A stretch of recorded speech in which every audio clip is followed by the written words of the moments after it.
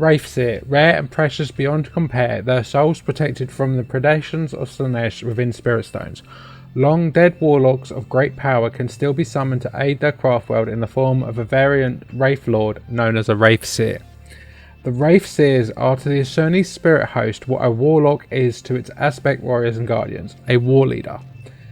There are now very few Wraithseers on the craftworld, and it is believed that the Spirit Seers no longer have the knowledge or skill to reanimate them. As such, they are precious indeed, and each loss is keenly felt. Rarely can a Wraithseer be risked upon the battlefield.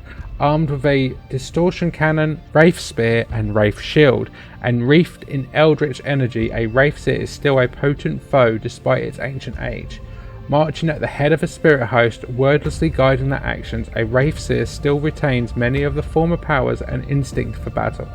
Aeldari legends tell that a few Wraithseers still remain trapped upon the old colony worlds in the space of the ancient Aeldari Empire, buried as the leaders of an Aeldari's world spirit host, but not long lost. Come build, collect and play. Check out your local Warhammer store for more.